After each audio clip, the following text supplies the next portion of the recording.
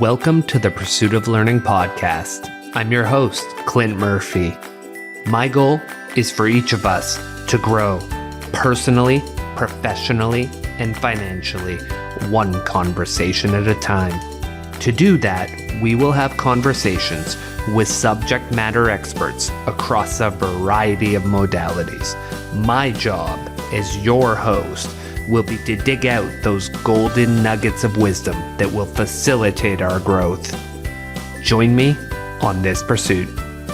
In the last 2.5 years, a lot of us have had mental health challenges.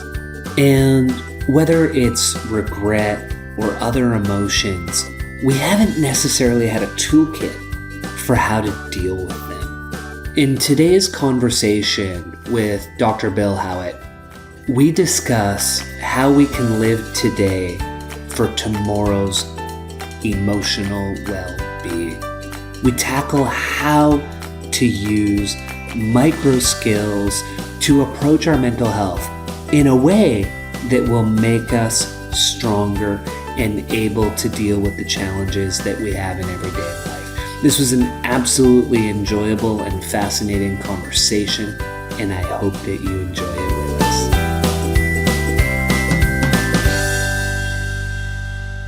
Good morning, Bill. Welcome to the Pursuit of Learning.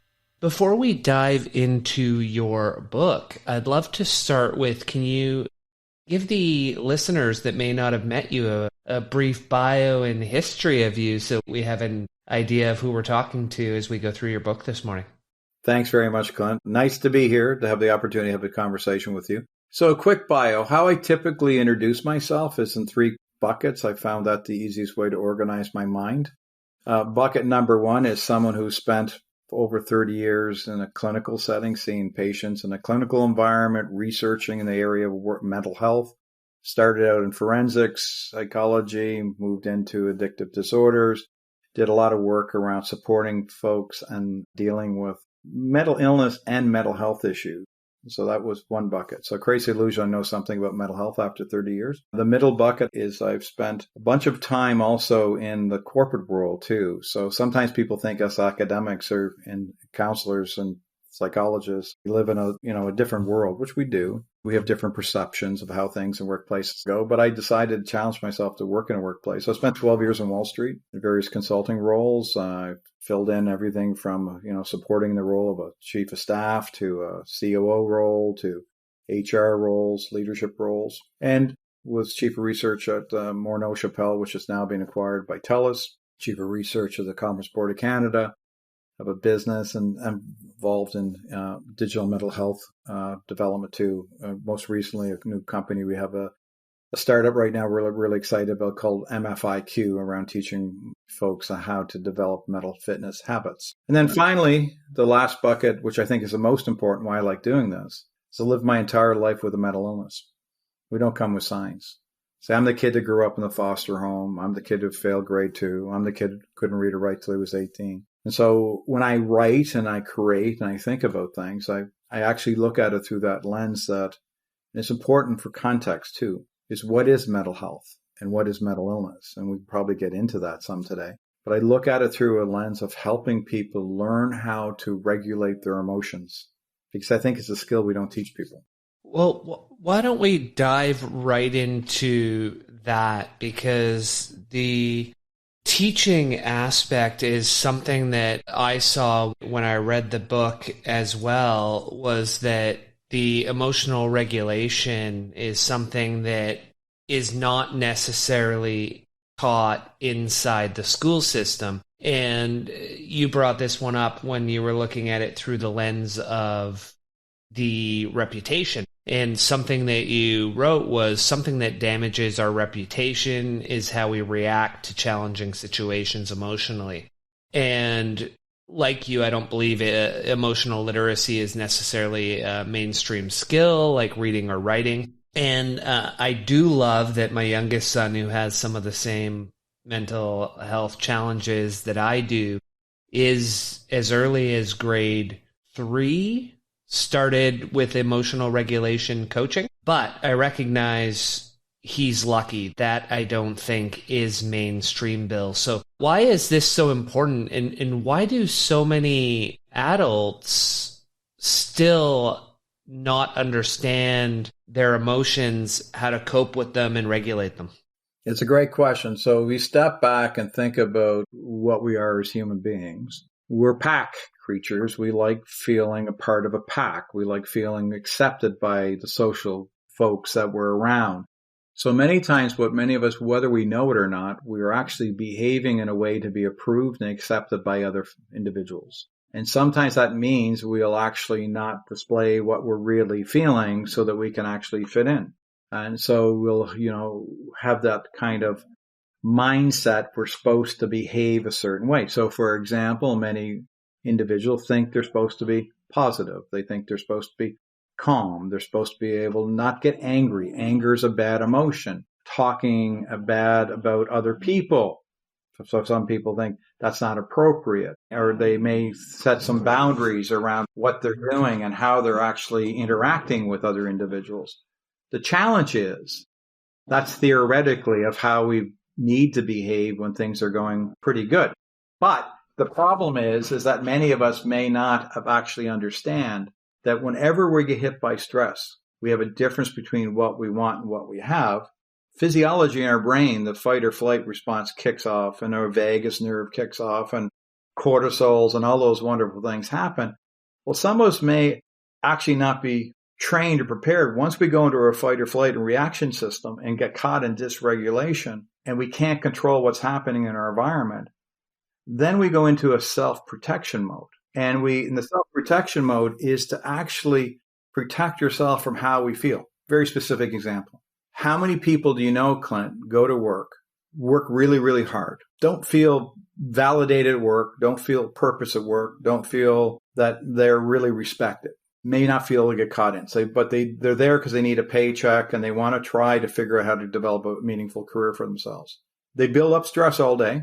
At the end of the day, they feel depleted, feel empty, and then they're caught in these unpleasant emotions. And when they're caught in these unpleasant emotions, that's what they're called dysregulation in that state. This is why what we do, many of us, without realizing as human beings, we look for feel-good behaviors like some food, alcohol, drugs, gambling, videos, buying.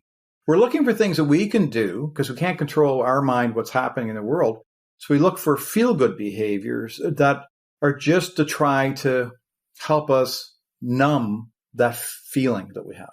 And when we're caught in that numb, so what I want to try to do more, and I think you actually said it, is focusing on interpersonal skills, because what is mental illness? Mental illness is intrapersonal disruption of thoughts and feelings that creates interpersonal disruptions with other people. So when I see patients who come to me with anxiety or depression or other issues, they're still highly functioning individuals. They dress themselves. They figured out how to use Uber.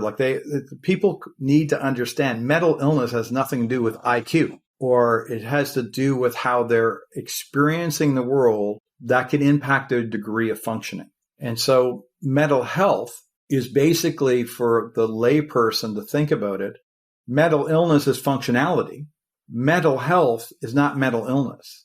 Mental health is the percent of time we spend in a state of flourishing where we feel good, charged, positive emotions versus unpleasant emotions. And what I'm trying to teach in this book is unpleasant emotions aren't our enemy. We need them. Genetically, we need fear. We need regret. We need anger. We need shame. Because all these are in our DNA. You don't have to teach you any of these emotions. They're neurochemicals. But emotions only give you information. They don't tell you what to do or what to think. Many human beings, when they're caught in anger, believe that anger, that experience or is happening right now is what is making them punch someone, throw something. But the reality is that no human being makes you do anything. But here's the problem.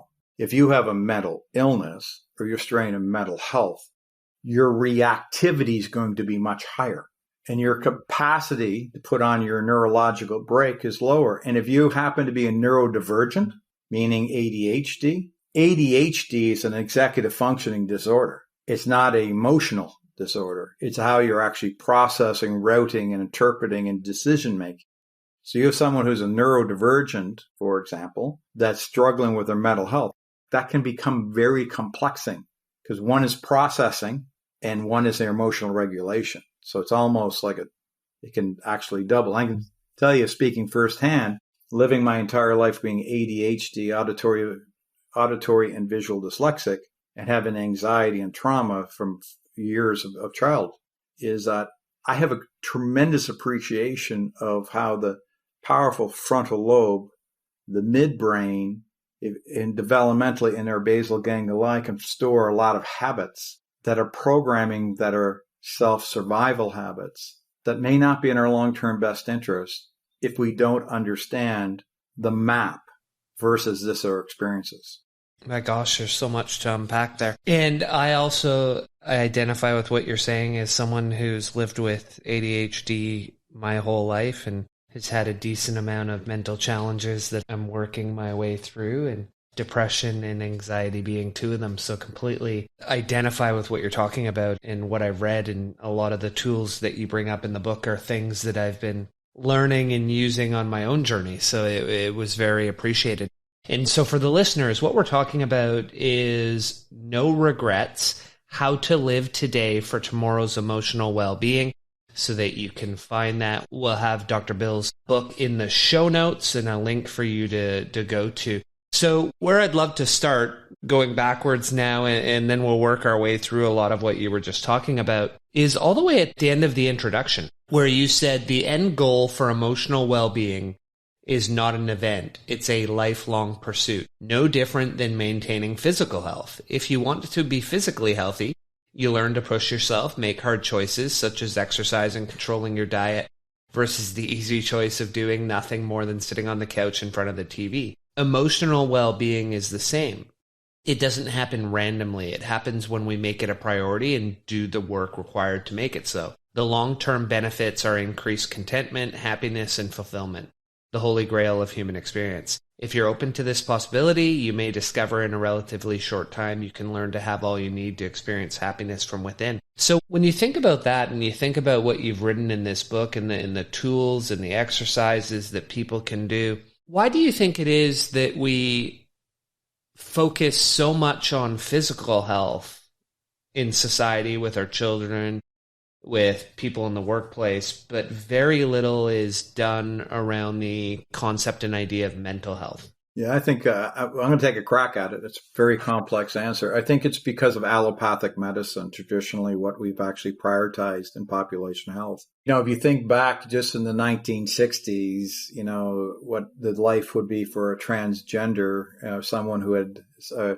gender identity, they were supposedly back in those times they had challenges, meaning mental health is a very, in my mind, evolving, nascent, maturing practice, where what's happening is that mental illness, and some people may or may not agree with me on what I'm about to say, other doctors, I don't think there's an absolute cure. I think it's symptom management.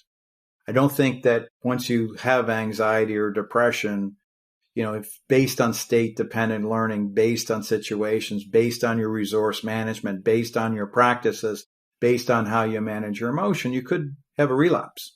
Same as addictive disorders. I think what we're starting to realize, the more and more we're realizing it, is that this is just not genetic. It can happen to anybody. In fact, 1 out of 3 Canadians in their lifetime will experience a mental health concern of some sort. It's now starting to become more normalized. The human beings are more fallible. So the reality is blood pressure was pretty easy to measure. Cancers, you could have very absolute diagnostic testing. Now, if you realize what we're really doing in mental illness, when I see patients, it's subjective, and some will disagree, but it's what the person is reporting and what others are reporting to validate their symptom load. And what happens we do is we get our baseline, and then we actually start to put in what type of therapeutic approaches can we do to mitigate them. And some of it could be pharmaceuticals. It can play a place in symptom relief. I prescribe for many, many people is that They can be a short term. It doesn't necessarily have to be a long term. It can actually help people regulate. My challenge is the concept that mental illness is something you just give a pill for. That's not, in my mind, proper efficacy, because we all have mental health to regulate. So if I had somebody who was, had an impairment, mental illness is an impairment. So if I'm a diabetic, and I try to explain to people what I live with is, for me, my mental illness is like my sugars and my insulin. If I don't get this stuff right, if I'm not working on my mental fitness, if I'm not working on my emotions, I could be off. So to answer your question is, we haven't really got parameters, because mental illness is being talked about as if something's wrong versus actually understanding that doesn't mean something wrong with you. Like diabetes that's to me, you have a chronic disease. Mental illness is a chronic disease. It happens usually in many people, things that happen to them in their childhood, experiences, neurological development, could be genetic, more susceptible to it, or it could be exposure to a rape or a traumatic event that could lead to some issues around post-traumatic stress, etc. But what I think the layperson needs to understand, a diabetic can function very fine in this world if they get the proper treatment and follow their physical health plan. We haven't got to the point yet, a society, where I can come up and say, hey, Clint, what's your mental health plan? What's your mental fitness? How do you keep those positive emotions, like the Losado ratio? 3 positive emotions to every 1 negative emotion. Keep that up. You're going to spend more time in flourishing than languishing. If you can spend 60 to 70% of your life in positive emotions, that's pretty good. Because ultimately what good mental health is learning how to live well when you feel unwell. Because being a human being, you're going to feel unwell. There's just going to be shitty days, but there's going to be shitty moments. And why the heck we put into our culture, we're supposed to feel good all the time. That's not realistic. It's not the human experience. And so we can learn. And that's why I picked regret. And we'll talk more about it. Regret is the most powerful, transformational, negative emotion we have if we pay attention to it. And so a lot of things in there, and 2 that really jump out at me. One is the lack of visibility. And so when we think about physical ailments, a lot of them can be visible, or they can be measurable.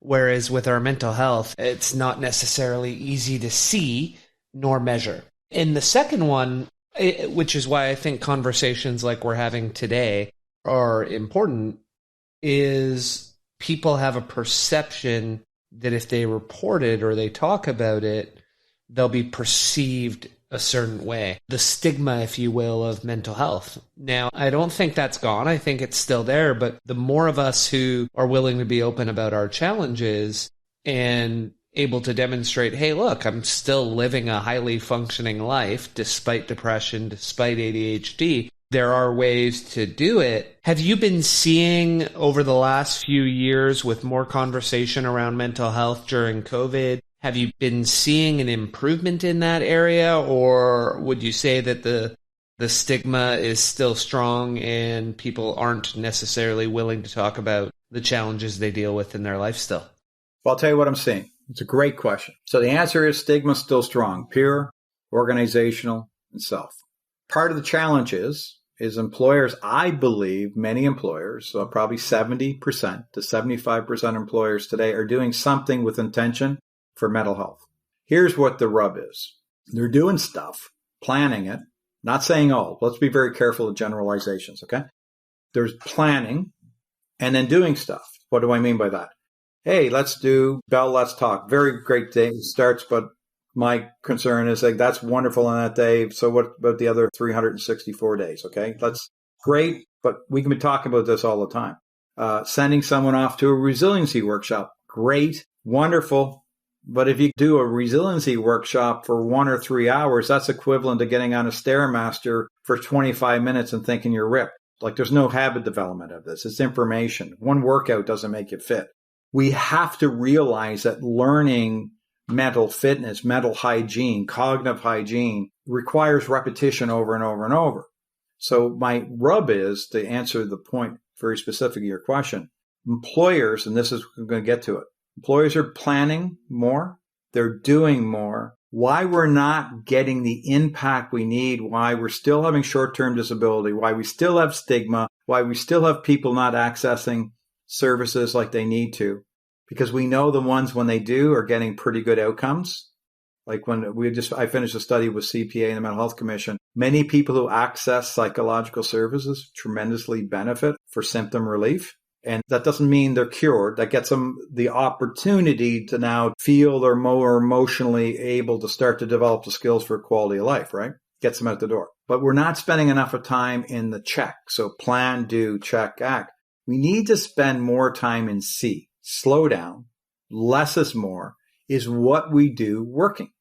And so I think what happens is employers with good intentions, like a big stew. You'll hear employers when I work with larger, yeah, we've done that. And my response is, however, do you know if it's working? Well, we had 80% of our people did it. Yeah, okay, that's cool. Did it work? Well, how do we find that? Well, we have to sit with them and seeing from level 1, there's knowledge. Level 2, understanding. Level 3, how's it helping them in their jobs, in their quality of life? And so until, Clint, we slow down, less is going to be more. We do a few things well. Somebody goes, what do you mean? Well, in my role, when I work with the large organizations, all globally now, is they say to me, Dr. Bill, what do you think we need to do? And I say, if you're doing these 3 things right now we have a foundation. They go, what's that? 1, do you know what the employee experiences in regards to all the psychosocial factors, stressors that are happening in the workplace and the hazards? That's all the emotions, fatigue, all that. And all those programs, protective factors, you got your baseline to know what's working, not working, so you're not guessing. You got the employee's voice. Number 2, do you have a proactive mental fitness plan where you're helping employees learn how to develop skills to self-regulate? And by the way, the environment is a part of their experience. So this is not just sending them off to meditate. This is helping them develop mental fitness skills. But if you're dropping rocks on their head and screaming at them and yelling at them and not providing a psychological safe workplace, I don't care what mental fitness plan they do, it's not going to work. So you need to pay attention to helping them develop those interpersonal skills and interpersonal skills, and then taking accountable for what you can control. Like a CEO can stand up and say to the SLT team, hey, we're not going to scream at our employees. Hey, we're going to pay attention to our employees. We're going to learn to listen with humility. We're going to have the courage for them to possibly think different than we are. And we're going to hear their voice. That can be done in organizations. And the last thing is becoming a leader today is hard. You look at in any organization, only 30% of the entire population would ever stick their hand up to want to be a leader. Being a leader now, the future of work will require leaders that have more skills in emotional well-being and emotional regulation and co-regulation. It's not going to be just task-orientated. You actually need to like people. You actually have to be somewhat interested in how they feel and experience the world. And so let's not assume that leaders who don't have self-knowledge, self-care, and self-awareness, because Clint, if I'm your leader and I'm emotionally in turmoil all myself and in fear, and I'm living in a world where I'm concerned about making mistakes, and if I make mistakes, I'm not good enough, so I'm caught in shame as a leader, and I'm worried about not being perfect, and that shame holds empathy for me, for myself, and from you. What kind of experience are you going to have? You're going to have someone who's edgy, driven, versus a leader who's able to regulate their emotions, be open to the possibility that, Clint, you're going to have issues at the most inconvenient times. Because I have something I need to get done the next 2 hours, and this is not the most convenient time, but guess what? That's what leaders sign up for. They sign up to deal with, to facilitate, to help employees work together to achieve the organization's North Star. And so becoming a psychological safe leader is learning how to move from what I'm doing to how. And if I can learn how to move from what to how, and that's a skill. So if you get good data, what I'm doing, I support my employees' mental fitness, and I start to build psychological safe leaders, I get those 3 things right, then all my supports like employment assistance program, extended benefits, crisis management, all the things you would put in a good plan, those are great supports. But we need to focus more employers upstream on prevention. And the reason why I write books like this, Clint, and why I'm doing what I'm doing is because I work with so many organizations that I want to make sure it's clear. So I think you'll get this one. Lots of employers have gyms and buy gym memberships. But did you know that you actually need to do something to get fit? Buying your Fitness World membership and then not going to Fitness World is not going to work. So why do you think it is that leadership has been evolving so much to the point where the EQ skills and emotional intelligence, we've been talking about it now, let's say 30, 40 years. Daniel Goleman, I think, really popularized it. And I want to say that was in the 70s, 80s. But it's really flourishing more and more. And like you're saying, going to becoming more and more important as we move forward. Why is that? Why is it so much more prevalent for young leaders today than it was a decade ago, 20 years ago? No, great. So we have decided as a society on how we parent, how we raise, and how we actually want to evolve to be inclusive, include all the stuff I believe 100% we needed to do. But when we raise our children, I was raised, fear was a medicine. Okay. You could get spanked, like fear was a parenting's weapon. Getting spanked, grabbed by the scruff. I mean, even in junior high, you'd see the VP grabbing people by the ear, running them up the hall. That was common practice and where I grew up. But what happens is we started to evolve. And when I got children, it was you don't touch your children. You don't spank your children. And I think what we forgot to do is a lessons verbal skills. So we went to a society of bribery where we bribe and we gave, and we forgot how to develop difficult conversations. That's okay for us to struggle and it's okay for us to fail. We kind of, we forgot some of these basic skills because we didn't actually have them. I'm not saying fear is right. I'm not saying any of that's right. Someone who's being abused, I don't like hurting people, but I do think there's been a skills gap. And as we evolved into society where you're allowed to ask why, I never even thought to ask the question why until I was 40 years old. I played university football, and this is a true story. In my 10th year of coaching university football, I was doing graduate work and I was working. I coached the offensive line. I had one of my linemen came up to me at the end of practice and he said to me, "Hey, coach, why do we really have to run?" And I looked at him. I said, "Holy moly, what a question." So I called the head coach over and I said, "Hey, coach." And his name was Sonny Wolf, an amazing head coach. I call him over and I said to him, "Why do they run?" I don't know exactly what he said. I was asked this question. I was kind of ham and cheesing it. He says, "It's a different time. We've evolved. We need to answer the why questions." So I think what a part of what's happening is the expectation, the emotional, how I feel, KPMG and all these big consulting houses, and you can go to any of them. They'll talk about what's a primary recruiting attraction for the new workforce is employers who care about how they feel. Think about that. It's not just a paycheck anymore. The Great Resignation, if anyone's paying attention, and quiet quitting, that is a value-based decision that people are making, that they want to live their life and not actually work for 40 years and give everything away. And you think about what happens. If you don't have health, you have nothing. So what a lot of people are realizing, Clint, is that, holy moly, I started my job with health. I went to get wealth. I gave up my health. Now I'm 65 and I got no health. So what's my retirement going to be like? I spent 40 years to get wealth to retire for what? I'm already sick. So when I look at my children in their 20s, their frame of reference about owning a house and white picket fence, they're in a different mindset. They want to have experiences. They want to enjoy each day. They want to have a life. They know money's important. They know budget. I'm not trying to say that, they're entrepreneurs, I'm one of them, and kind of, thinking that way.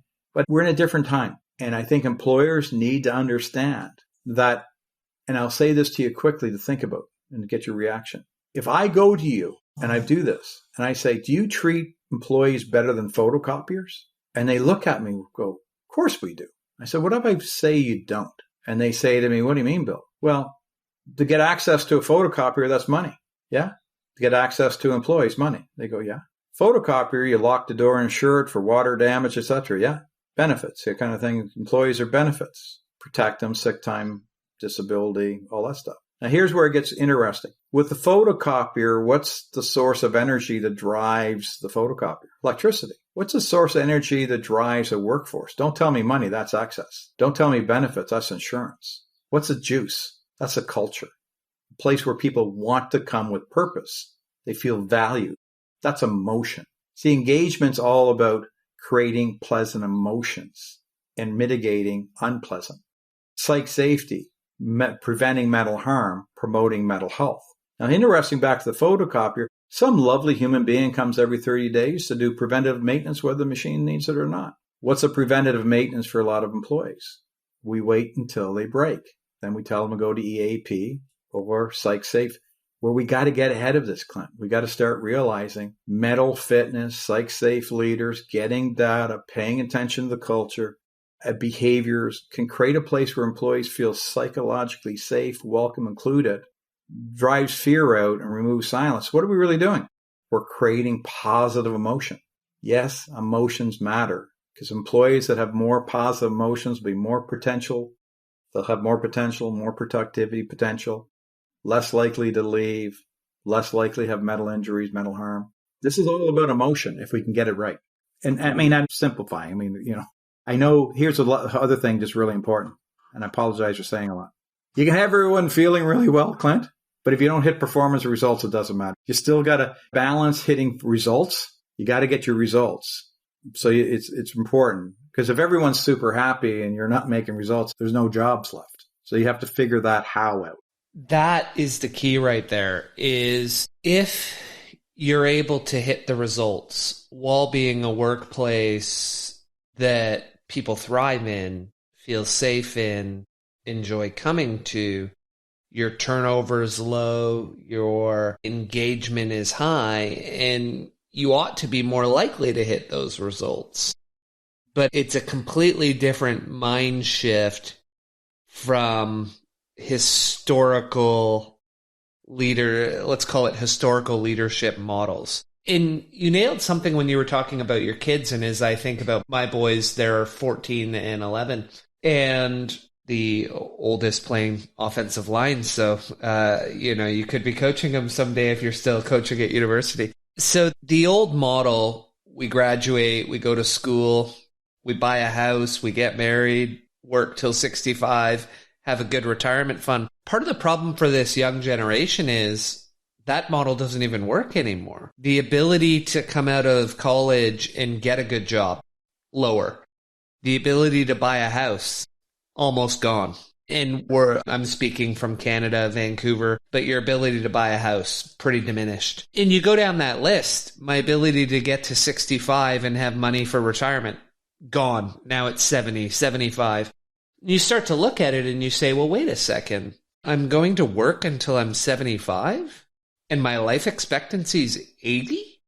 Where's the rub? And so I see a lot of young people saying, well, if that's the timeline I have, then what I do in that timeline, I need to enjoy it every day. I need to have those experiences because I'm not going to get all these white picket fences or 2.5 kids. And so what you're seeing in your children, and I'm seeing already in mine in their future, is what worked for my generation, and I may have been one of the last where it worked, isn't working anymore. And so they're shifting how they deal with life.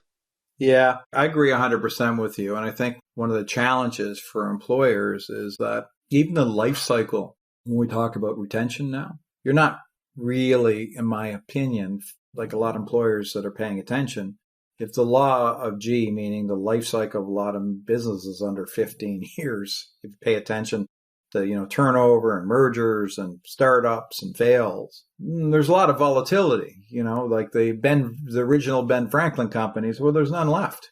So if you kind of look at it, lots has happened over the time. So the life cycle of an employee, when I work with CHROs and I say, what is the life cycle of an employee? In other words, if we can think about, if we can have our turnover and pay attention to what the North Star is, that we can actually really help in understanding what can we actually fit into someone's experience to help that block that they want to go to the next block. In other words, Think about this. If you look at a lot of CVs, I'm pretty sure you probably talk to a lot of people, Clint, go, hey, 5-year block. What percentage of your workforce are going to be here for block 1? What percentage of your workforce are going to be here for block? It's a different way of thinking about it. So if I have block 1, what am I going to pay attention to? Well, the first year, I'm going to pay attention a lot around our culture, our values, psychological onboarding, creating a space. Do I understand their career development paths? Because not everybody wants to be the CEO. Then you have people tie your high potential talent. You have your A talent. You have your B talent. People can categorize it. See, I've always seen myself as a B. I don't consider myself super, super brilliant. I just think I have a really, really good work ethic because I've been dealing with a disability my entire life. And so what I feel is I outwork a lot of people. Like I'm a grinder. I'm not the old left wing grinder, goes up and down the boards. I grind. But there are a lot of people that are. So when I worked in Wall Street for 12 years, I was in awe with how smart they were. But because I had a few PhDs, I created the illusion I was smart. But these people were really smart. And so what happens is that we have a different way of, on my mind, an opportunity to be thinking about the employee experience, to your point, and helping them create those experiences. And I think that what you're saying is really critically important. What experiences do we want them to have in the first 5 years to earn the right to get them for the next 5 years? And what's in that block 2 from 5 to 10, what do we want? And then for block 3, and then block 4 and block 5. Well, you're not going to get a lot to block 5. This math is not there. You're not having many people. Is your business going to be around for 25 years? That'd be awesome if it is. But statistically, the math is not on your side. You're going to be there for 25 years. So I think we need to rethink the employee experience. And when you come down to what is the employee experience really about? It's how do I feel about where do I go? And really, ultimately, another way to think about it too, Clint, and I say this to leaders all the time, what percent of your workforce are coming for purpose, value, and feel included? What percent are coming for a paycheck? And those paycheck folks are often languishing, discouraged, and through neuroplasticity programming and learned helplessness, they don't know if you don't know there's a possibility to feel different, that's where you get stuck. Because to go right back to what you said earlier, we don't teach people interpersonal skills and we don't support them to develop it because at 59 years old, I had to go through, like the pandemic was actually pretty good for me because I had to slow down to stop and deal with me. I wasn't just out in an airplane all the time and creating an illusion. I had, because it was Dr. Bill and there was Bill. And everyone, Dr. Bill knew what was going on, but Bill, if you know what I'm laying down, is someone with a mental illness, like always worried about being good enough. Because that's all the programming I had in my life from being a kid. And being able to slow down and focus on me was, there's no ending of this. I mean, I'm not there yet. I'm just saying, I want to make the point is that I think the fragility of emotion in the human experience could be fragile. It doesn't take a whole lot. You know, that old expression, we're 2 meals from a revolution. Like if we can get human beings, we can get stressed. You know, death by suicide is happening all the time. It's because people get caught in emotions where they actually want the pain to stop. It's not about dying, it's stopping the pain. So these conversations, we need to have them more. And it doesn't mean anyone's broken. It just means they're experiencing symptoms. Like you break your arm doesn't mean that you're broken. We know how to fix arms. We know how to help people get through emotional flus. But if you don't know it's possible and you think that's going to be your entire life, then you're in a pickle. So let's pivot and we'll start to get into some of the ways people can deal with this. And so, as you said, we can use a plethora of different emotions. We're really going to zone in on regret as a powerful one, but what we learn can be applied to others as well. And so the first part, or the first question on regret itself, is a 3-parter for you. I'd like to make it easy on you. What's the common definition of regret that we'll be working with today? And can you share the difference between, and I thought this was wonderful, living with regret versus having regret? Because that's really what we're trying to do, is flip from living with it to having it and then doing something with it, is my understanding that I took out of it. So I'll pass it back to you. Yeah, so regret is something that happens to us automatically. So, for example, let's use this scenario. You're in a relationship with someone you deeply care for. You have an issue where something comes up and you react. You say something or you do something. You don't listen. And they come to you and say, oh, I don't trust you, or I have this issue. And because of your neurology, you get into reactivity and get into defensiveness, and you don't listen, and you're trying to, you're not owning your behavior, for example. And all of a sudden they break up with you, and then they leave. And then you're sitting there pondering, what just happened to me? Someone was with me I really loved. One conversation, we spent years together. This one conversation, I didn't meet their need, and then they don't trust me now, and they left me. So you sit there and you replay it in your head, and you believe, if I only would have said this, you made a mistake. And you're sitting there with that mistake. And that mistake now is a point where all the emotions of pain and grief and all that, so you get caught in that. And so what happens is there's a moment where you can actually stay in that regret and replay that. I call it in the book the regret snare. You can go self-medicate, you can hide, you can replay this. And there's some people that have things they've done in their life they regret for their entire life. It holds them. It defines you as a person, and you get caught there. Where what can happen, though, with the wonderful thing about regret is you can use that, what you call a mistake, as an opportunity to learn, to grow. So that in the future, if you're in the exact same situation with another partner and they come up to you and they say, I don't trust you, you've developed skills to realize that instead of reacting, let's sit and listen, deeply understand what their concerns are, and can stay there until I know I'm 100% convinced. Not only do I understand, but they understand I understand. So that person feels validated. And then you can move forward versus defensiveness. You can own your behavior. They may still make a choice, because the thing about relationships, you choose them, they choose you. It's not a need. It's a choice. So that kind of thing is, so when you're caught in that, regret can be an opportunity. We're always going to have regret. I say no regrets is the title of the book. However, the point being is I want people, when they have a regret, they don't need to live with regret forever. They can learn from their mistakes to grow. But you're always going to have regret. You're always going to make mistakes because you're not perfect. You're always going to go, wow, I could have done that different. But there's two types of regret. There's one form of regret from when you make a mistake, which you talk about in the book, like that breakup. And the other form is, well, I wanted to go to university, or I wanted to go on this trip. Life goes by very fast. And what we know that creates some of the most emotional, challenging pain for people that impact them is the things they didn't try. So in that, going back to my relationship example, if you were trying to love somebody and you're not perfect and you had an emotional reaction, but you believe you were trying, with the possibility you're going to make mistakes, you're not going to be perfect. That experience, you don't need to have that define you if you develop the skills, but you need to have how your brain works. That's one of the things that I talk in the book about, how to navigate your brain, how to navigate your emotions, how to navigate your thoughts. These micro skills that it can give you the tools to be able to manage an emotion like regret or any other emotion, so you can move from dysregulation to regulation, where you can start to choose who you want to become versus feeling the mistakes you make in your life define who you are and will become. And I feel that this book, the reason I wrote it is as a part of my mental fitness series. The first book I wrote on Stop Hiding was around fear. Second book I wrote around Cure to Loneliness was around authentic emotions and loneliness and isolation. And this one is around no regrets. Now pause for a minute, Clint, and think about what holds a lot of people in languishing and stuck emotionally. Fear. Well, why do I stay in the job? Well, I won't get another one. Why do I stay with someone I don't love? Fear, money, some fear. Relationship. Folks feel isolated and they don't have a relationship with themselves. But then emotions, dealing with these powerful, unpleasant emotions, and regret, I think, is one that many people get stuck in from all the years of clinical. And I think during COVID, there's lots of regret people have about.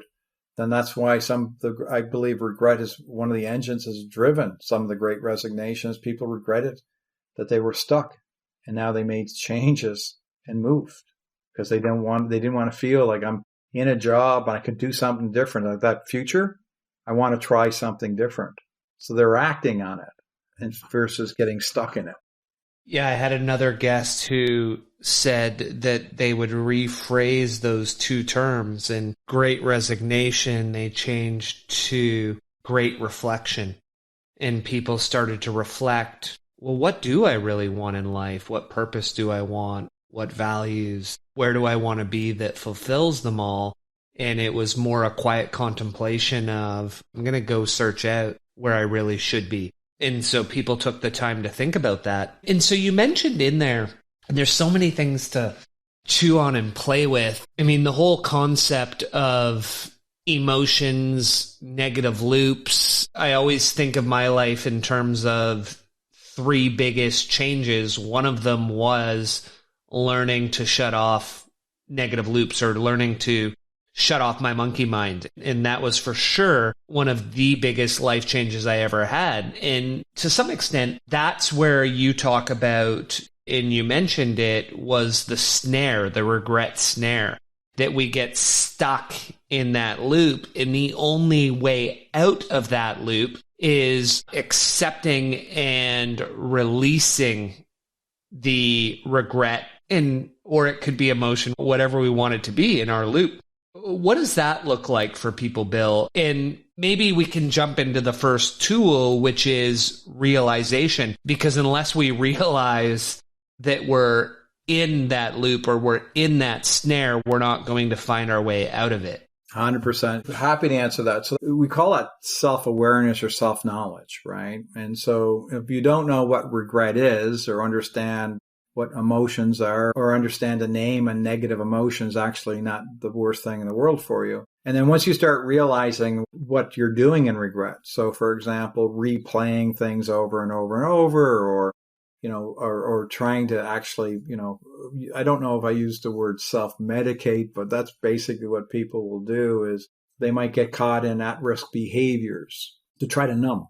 I do worry a lot of people are living in a state of numbness. They're trying to numb themselves because of all the unpleasant emotions they don't know how to deal with, and regret being one. So the whole concept of regret snare is to give someone an opportunity to normalize that it's normal for somebody who gets stuck in regret, and regret is driving their behaviors. And what the challenge with this is, some of this can be done at an unconscious level. So once you start developing habitually habits that you actually become your formula for feeling good, not so much the chase is around hyper-focusing maybe necessarily just on the regret. You're hyper-focusing on ensuring you feel okay. It's that self-soothing of your emotions. The chase happens, whether it's gambling, or for some, not saying it at all, or alcohol or drugs or buying.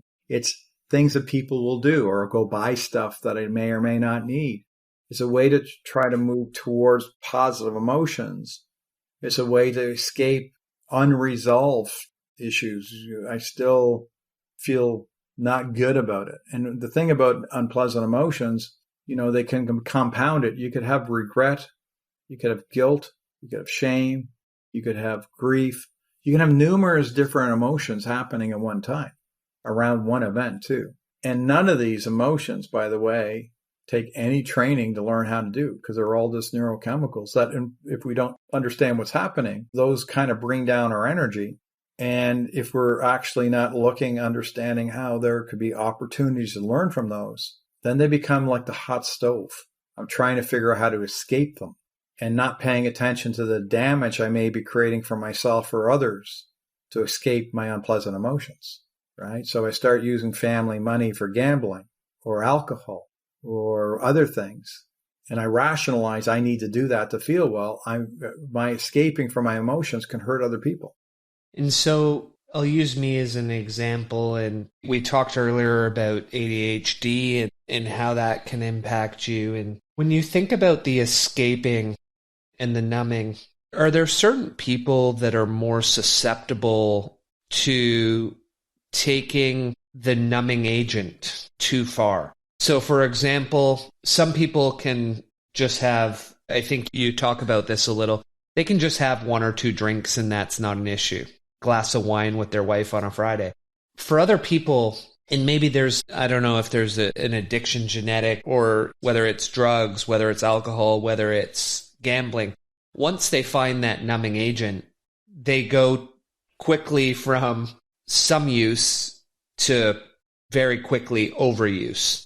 And it's not a glass of wine with your wife on a Friday. It's a bottle of wine to yourself 4 times a week.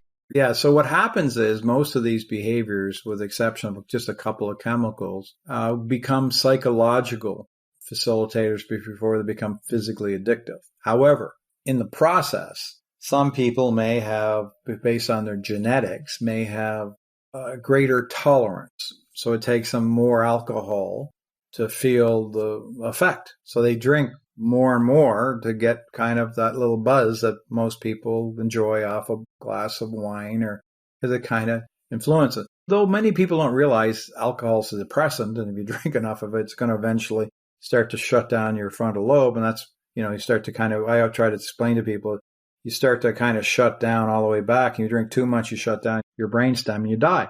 That's why we get to, alcohol overdoses, which happen for some people. Now, what's important for us to realize is that there's a part of your brain that a lot of people don't realize, your D4, and I talk about this in the book, is that the D4 receptor is our most powerful motivation to move towards things. It's a great driver. I'll give you an example. I'm having frustration at work, the difference between what I want, what I have. I get home and I'm sitting down in front of the TV and my brain's going, I don't feel very good. And all of a sudden, out of nowhere, my brain goes, potato chip. Now, not that the potato chips are bad. You know what I mean? The brain goes, potato chip. You like potato chips? Potato chips? And then all of a sudden your brain goes, yeah, there's potato chips, but it's late. I don't need to eat them. My brain goes, potato chip. And so all of a sudden you get a tension buildup, and then your brain starts going, potato chip. And the urge, it gets the tension buildup, and the person goes, oh, for God's sakes. And they don't even realize that they get the potato chip, and they take a bite of the potato chip, and all of a sudden they're anchoring their brain that potato chips is a solution. And then what happens is, without realizing, as they start to eat more of the potato chips, by the time they get to the bottom of the bag, they don't feel very good because the reward's over. See, the push was to get you there. So the same thing with people who start drinking. The push does get them there, but because of tolerance, it takes more to get the same feeling. So people going through time, that's one of the challenges with alcohol. People start drinking more because they build up a tolerance. And what happens is, to your point, if you start doing it more and more and more, and then it can move into a point, well, you get tolerance, you get the high, but the hangover is the withdrawal. Well, when people have alcohol in their blood all the time and it becomes habitual, the physical dependency to offset the illness, because they feel physically ill, is to drink more to stop.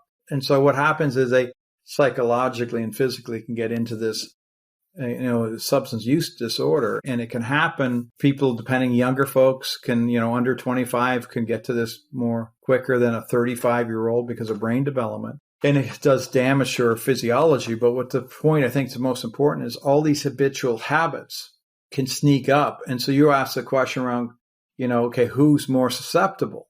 Well, I'm going to say to you, I'm not going to blame it all on genetics.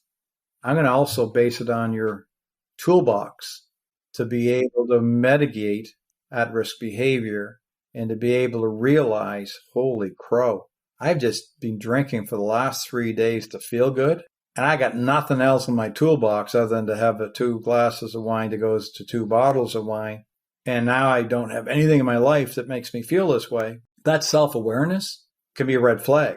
And if we can get a society where I could actually come to you and say, hey, Clint, I've been drinking 3 bottles of wine or 2 bottles of wine for the last 3 or 4 days. And that's the only thing I don't know what the hell is going on with me. Then I can get help, because that behavior is not the problem. That's a symptom. What's the problem? Well, my wife and I aren't talking anymore. I don't like my job, or I feel trapped. We got to get to the problem to be, and what I used to say all the time, I did my postdoc at UCLA School of Medicine, specializing in addictive disorders. And but you got to get the alcohol and drugs out of a person first. Then you start the journey to deal with the underlying cause. Then you move into mental fitness to create maintenance protective factors and move them towards their North Star to become the person they want to be. Because as Martin would say in Learn Optimism, is pretty hard to have good mental health if you don't know who you want to be, right? It's like, who do you want to be? What's your identity? What's a good life look like for you? And every one of us have a different perception of that. It's not just stuff. It's not just a paycheck. It's what does a good life look like to you? And so when we start to think about that, if you look at that while we're doing the drinking, while we're doing the drugs, while we're doing the gambling, part of the problem is we're deceiving ourselves. And it's hard to necessarily see why we're doing it or that we are doing it when we're engaged in that self-deception. So that brings, we're fast forwarding all the way to the last, and we'll jump backwards to some of the other buttons, but that's when we need to hit the reset button. Now, but if we're stuck in that self-deception, how do we know to hit the reset button and to start? And, before we even start, one of the things that I've always found really powerful is, once I learned it, was before grabbing a drink or before grabbing a bag of potato chips, before grabbing the drugs, is to ask yourself, by doing this, what am I trying to avoid? What don't I want to sit with? I love it. And I'm going to give you something to think about. So you've heard of CAA, Canadian Auto. No. If your car breaks down, AAA. Oh, yeah, that's right. Yeah. Isn't it interesting if I go out to my Acura, it has one of those press button things, put your foot on it. If I go out, I bought CAA because I know the possibility that when my car breaks down, I don't have the answer. So I took some education. I bought the card. If I go press my car, because if I open it up and it doesn't start, I could look at that car for the rest of my life and not know what to do. Why I write the last chapter on reset, you will never be able to do reset. And here's the key point. Unless I know there's a possibility I might need to do a reset and learn how to do the reset and right now when I don't need to do the reset, because human beings are fragile. And guess what?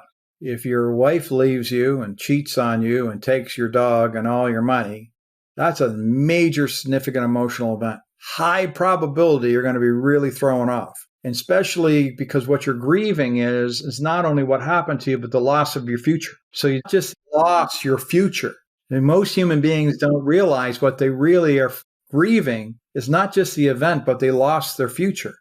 And so now I'm emotionally overwhelmed. And what happens, I start engaging in, potato chips. That's reasonable because that's a behavior I might have had before without paying attention that I've stored as a strategy that I never amplified before. Maybe I drank a lot in university. Maybe I drank a lot, whatever it is. So those behaviors are there and we start amplifying it.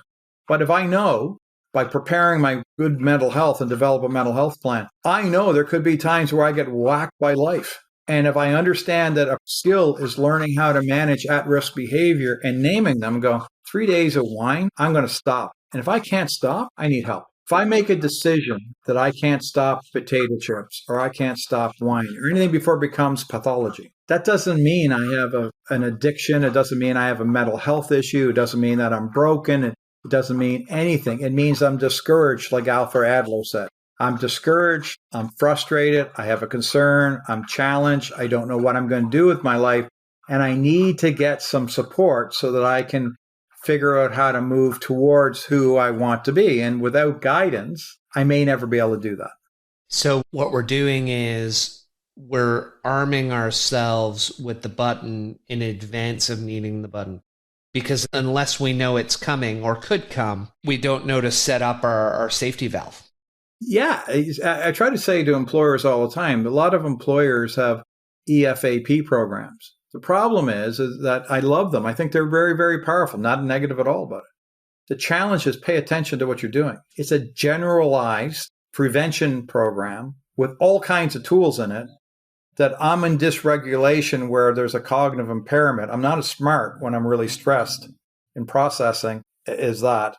The average reading level in Canada is approximately, comprehension is around 52% of the population reads at a grade 6 level, meaning reading's not in jam for a lot of people. It's a kind of a losing art. So what we're trying to do, so I'm saying to folks, when people are calm, take one thematic from EFAP and give your leaders cue cards and talk about one thematic about EFP a month. So if you need to use EFAP, here's the journey.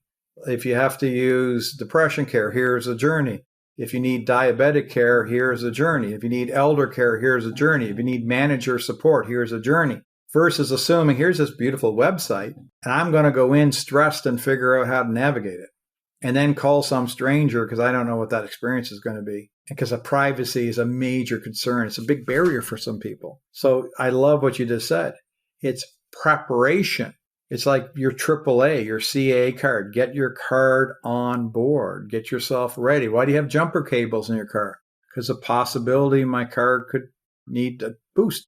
But you know where they are. You made a decision.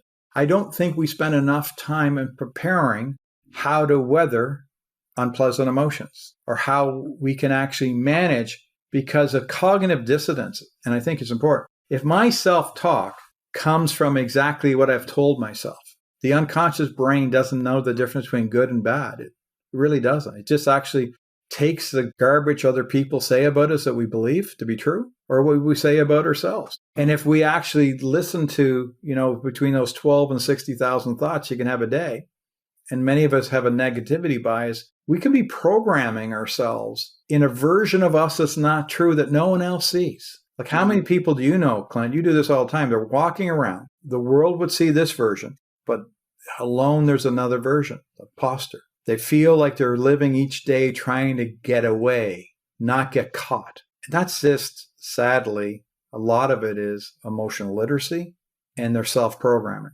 And that's why I think these kinds of books like No Regret and the things we do are helpful because they can move people through a journey to discover that they might have some control over the buttons they press or the decisions they make or the feelings they have. Oh, absolutely. And before I ask you the next question, I'll definitely do a plug for EAP. I think it was roughly 18 years ago, someone recommended it to me. When I was living in Bermuda, they told me from what they'd heard about me before getting there that I wasn't the person they'd heard of. I took them up on it. I called the EAP line. And I was diagnosed with ADHD and depression. So that was the first time. I was 26. And so, the first time I found out I had ADHD and depression, and the depression was having some significant impacts. And so that was, a major life change. So having someone armed with the ability to have the conversation, bring it up in a way where it was accessible was definitely life-changing for me. And so for people out there, don't be afraid to talk about it with your team, or even if you think you may need it, don't be afraid to call the line. It can change your life positively. And so you just mentioned belief systems, and it's massive how some people, because once we program ourselves with our belief systems, we put lenses on. And so, you have a conversation with someone and you say something positive, but they hear something super negative. And part of that is they've so conditioned their own belief system that they almost don't have a clear glass that they can look through, and they don't have rose-colored glasses. It's just black, and everything that comes in is negative because of that conditioning. So, you talk about in your section on how the brain works that we must understand that our emotional well-being is influenced by what we decide to put into our belief system. We each have the right to program our brain for what we want to believe. However, we must know it's what we're doing, or we may default to negativity. Many of us have a natural default that's more negative than positive. We can make a massive change to our emotional well-being when we accept the brain is not fixed, and we can learn how to wire it to be more positive by tweaking our belief system. So that whole concept, because, depending on the number, I always err on 35,000 thoughts a day, and 90% of them are negative, and they're on a loop. So we're hearing them every day. I'm not good enough. I'm an imposter. They're going to fire me. What if they find me out? And so we're just repeating these thoughts over and over until we believe them. So how do we shut that off? Not shut it off, because we can't shut off thought, but we can choose the thoughts that we accept. How do we do that, Bill? Yeah, it's a great question. I think one of the most important things is to first understand that we're doing that for self-protection. So it sounds counterintuitive, like it's like the person that goes, I'm doing the math exam. Oh, I failed. I really failed. I sucked at it. So that they're preparing to fail, but then you notice they got a 98. And after every time you go, oh my heavens, every time you say you suck, you pass. But they put themselves in a dark place to get ready to protect themselves for what could happen versus saying, I crushed it. I killed it. I did great. So what they've done is they've learned over time by self-downing myself, I'm not setting expectations. And, so to them or to me. And so what happens is what people don't realize that their belief system starts to train people how to treat you. And you start taking roles on. Like, I'm not good enough for you. And if I say that all the time, well, you may not invite me to the football game because I'm not good enough for you because I start to take on a role. You start to treat me the role I am. And so what happens is we start taking these scripts. So what the reality is, the people who authentically care about us will challenge our scripts. And I had a friend the other day say, I'm not really, really good at that. And I said, oh, cool. So would you be interested in my point of view? And they said, what's that, Bill? And I said, that's not my experience. They go, what do you mean? Well, my experience, I've only been around you for the last 40 years of my life. And my experience is this.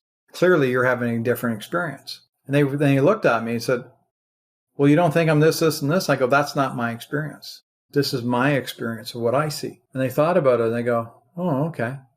Because to your point, that loop they're running, it's not meant to hurt them. This is what people made, like it's not a bad, terrible thing because all behavior is not good or bad. It's just not helpful. And what it is that self-protection part of it comes at a great cost to reduce our opportunity cost. Meaning the opportunity to believe in what we're possibly capable of doing, to dream, or to see things a different way. And so we lose that programming dismisses mental rigidity capability and our mental flexibility. Like when someone comes to me in therapy and says, I really, really think this. And I go, okay, great. So what else could it be? They'll go, what do you mean?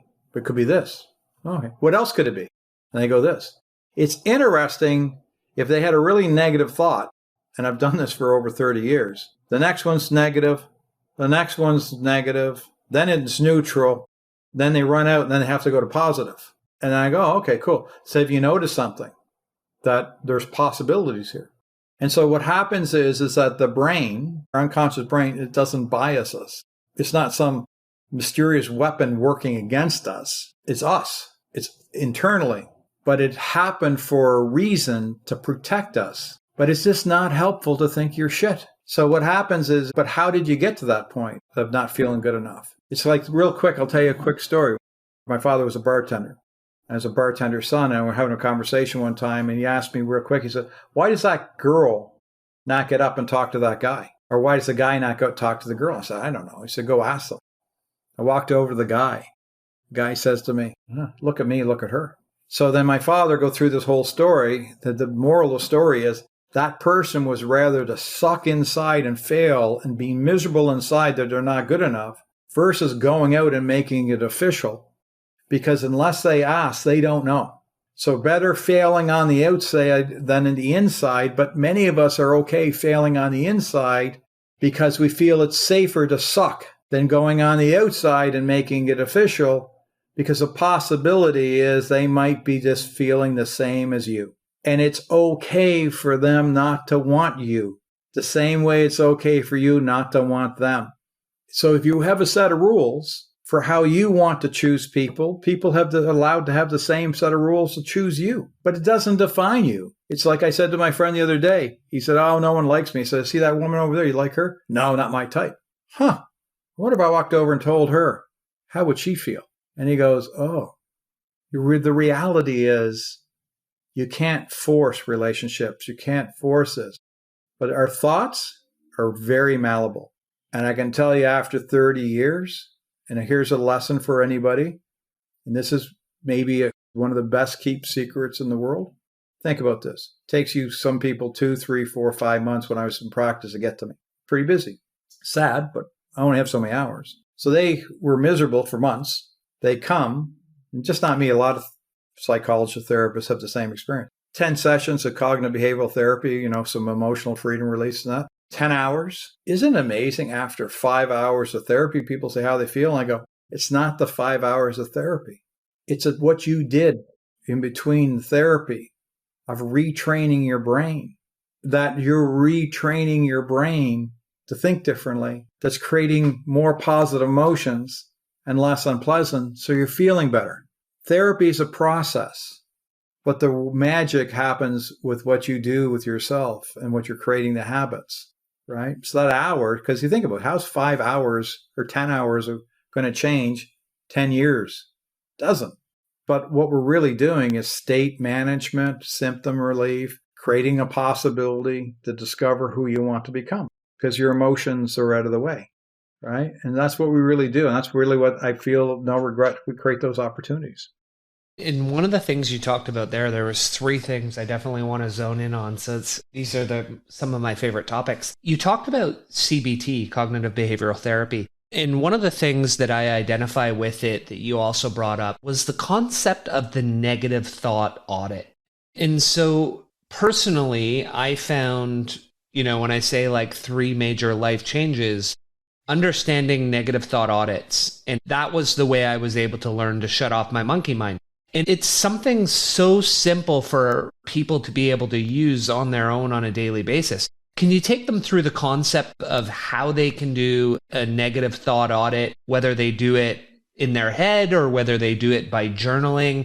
What does that negative thought audit look like for people in order to learn not accept those negative thoughts, Bill? Yeah, so there's a lot of ways you can do this, but at the crux of this is what a thought audit's doing is actually naming the thought and then owning it. So you go, if your thought audit is, if you go, well, I'm not good enough to call so-and-so, or I'm not good enough. Well, by writing out, I'm not good enough, you're owning that thought. And then you say to yourself, and then this is really what it is that how I want to be? No. What do I want to be? Well, I'd like not to be that. Okay. What would you be? What could you be? Or what can you do?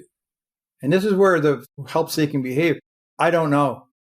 I've never had an experience in my life that was anything else. And that's always, in my experience, wrong. Because I always can find with my clients a time where they were brilliant, a time where they had an experience. But what happens is it's a 98-2 theory that happens to that point in time. At that time, that experience becomes 98% of who they are. And like that thought at that time, I suck. That's 98% of who I am. Everything about, I took my child to school today. I fed my dog. I cleaned a car. All the stuff we do, we kind of dismiss, all the positive things. I'm just making up stuff. That thought becomes who we define ourselves being. And the part of a thought audit around is challenging them that we created the thought. We can ask ourselves through different exercises why we have it or what we want. But it's really getting them to name the thought and start challenging what they want to do. Is that what they want to think about themselves, and start moving towards what they want to become. And then a part of it is to accept. This is where I heard you use the word monkey brain, which is a big thing around meditation. There's a high possibility stinky thinking is going to jump in your head. And that regardless of how trained you are, those thoughts will come. And if we don't fight them, those thoughts will leave. And why do they come sometimes? Could be years of programming. They just randomly come. Every 7,932 thought, I suck comes up. And the more we learn how to manage it, the less influence they will have. But if we start naming and noticing, and then we can start a process of moving towards. The biggest part of this, Clint, is I can shape my thinking. I don't have to do it by myself, too. If I really feel overwhelmed, I can get some help to get those muscles working, start my habits, and create some accountability and some discipline. And that's at the conscious level. And I love that you tackle both the conscious and unconscious, because the second half of it is the quote we've used the most on this show is, until we make the unconscious conscious, you will forever be led by it and call it fate, by Carl Jung. Because the second half of this is the unconscious belief systems that we've hardwired into ourselves over time through whether it's trauma, capital T, or lowercase t. We've all had that wiring that, as a child, as you said earlier, it was there to protect us, to serve us, and it's no longer serving us. It's just hardwired belief systems that are negative. So we've talked about how to address the more, it's still a little bit unconscious, but it's more conscious because it's our thoughts and we can learn to regulate them. How do we deal with this hardwiring that isn't visible, these belief systems that are so embedded in our nature, Bill? Yeah, it's the exact same way, I think, and without trying to oversimplify it, I'll use creating micro skills and habits that we do at a conscious level that can actually, through repetition, what we fire together wires together, so the brain is very malleable. So if you say to yourself, what percent of the time do I spend in unpleasant emotions versus pleasant emotions? And we spend a lot more time on unpleasant emotions than pleasant emotions. I try to coach, make unpleasant emotions a place you visit, not live. Okay. And so what happens is that it's through developing, think about if I want to increase my biceps or my cardiovascular, you're actually training your brain how to create more pleasant emotions through thoughts, actions, and things you do, and being clear what good enough is for you and knowing what your good is, and continue that discipline, knowing that you can change that.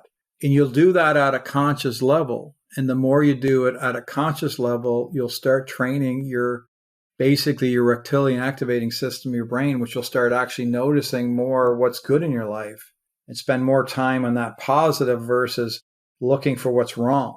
Because this is happening at an unconscious level, but it also there's heuristic shortcuts that happen, must be my fault. First, so we can start overwriting programming. The more we do practice consciously, that's why journaling is really powerful. That's why following programs are really powerful. That's why having accountability partners is really powerful. That's why tracking our emotions daily can be really powerful. It's like stepping on a scale, your variance. If you do this stuff 90% of the time, you don't have to be perfect. Follow it 90% of the time. And here's the key. Even when you're feeling well, you do it. Because that's why a lot of people, sadly, when they lose 30 pounds, gain it because the target was the wrong goal. It's not about losing 30 pounds. It's about becoming healthy. So mental health is not just about getting rid of symptoms. It's about learning to love who you are and being satisfied with who you are and becoming content that you're okay as you are. That is a mission that you will never, ever end. There is no goal line. And so a big part of that you've talked about a number of times is knowing who we want to be. And it brings up this whole concept of designing our life versus living the life that for some people on autopilot, life just happens to them, versus choosing, well, what is my life going to be? And, you've talked about North Star a couple times. I always say a person without purpose is like a ship rudderless at sea. That's, in fairness, a quote from someone some time ago that I forget. But so you talk about the 5 core pillars that we need to be thinking about when we're designing that North Star of who we want to be. Do you want to educate people a little on some of the core concepts that we should be thinking about for ourselves that help us on that path, which again is the process that we want to be on? Yeah, I'll get into it briefly. And what I will say to you is that I think things that I like to make sure people understand is the why we do this. And I didn't put it in the book, but most people 6 months after they die have 3 people that might think about them. And then 2 years after they die, they might have 1 or 2. And so what happens is we spend a lot of our life worried about being good enough for other people.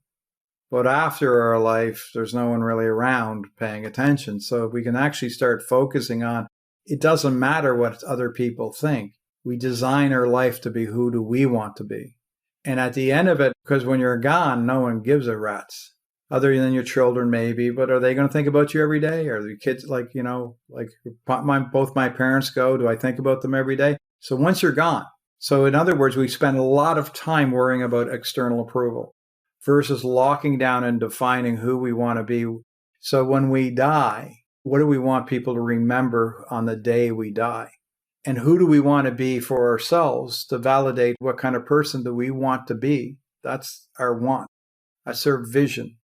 And what's our purpose and our behaviors and our habits and the things we're going to do to get to that? And the exercise we put in the book about getting those concepts, getting that foundation and taking the exercise, it doesn't have to be done perfectly.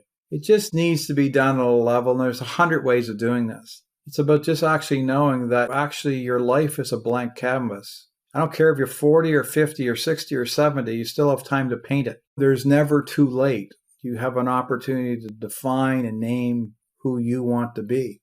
and I understand that you might have lost a lot of relationships. You might have made a lot of mistakes. Well, welcome to being a human being.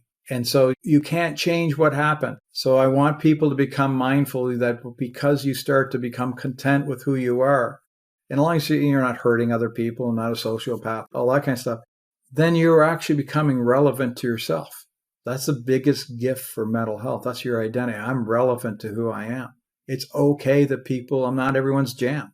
It's okay that, I may not get invited to all the parties. I start to define that the world doesn't revolve around me, nor do I revolve around the world. I revolve around myself as of creating and surrounding the decisions I want to be, and the quality of the relationships I build and the trust I build, and that will help me create the environmental experiences that charge me. Because we do need a healthy environment. We need people. We need validation. We need acknowledgement. We need celebration.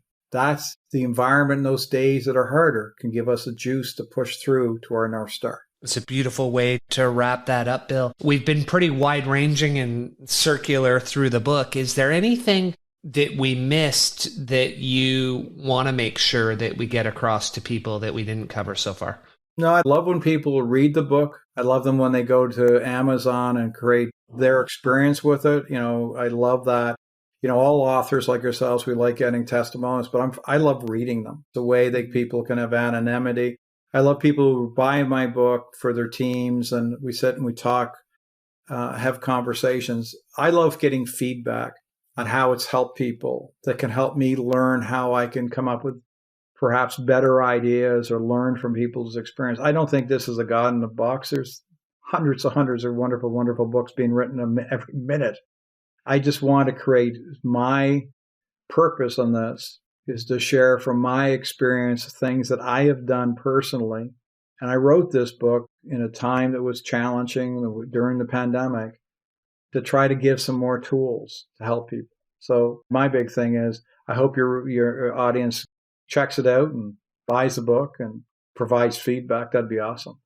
Yeah, and we'll have that in the show notes for them. So what is one book that you would recommend for people that's had an impact on changing your life? It's a heavy book. I apologize for fast versus slow thinking. For me, Daniel Kahneman's book was transformational for me because it helped remind me of System 1 thinking, about how our bias and our faulty thinking, we can't allow our thinking, the things that we create automatically, define who we are. We need to challenge that our brain is a thinking machine riddled with errors. So what we think doesn't necessarily mean it's true. It's a great, deep recommendation. I love it. What's on your bookshelf right now that you're reading? Yes, I'm actually reading Covey's new book, Trust and Inspire. And I'm reading that because I really like how he was vulnerable, sharing his own challenges around taking over as a CEO where they weren't making money. They were doing great things for people, but they weren't hitting performance outcomes, about how to balance performance and develop relationships. And the reality of what leadership really is about creating experiences for other people and being open to the possibility that other people may not be having the same experiences with you around vulnerability, around courage, around consistency. I'm going to have to give that one a go. I love almost anything that comes out of the Covey family. What's one behavior, mindset, or habit you've adopted over the last year or two that's been a major game changer for you?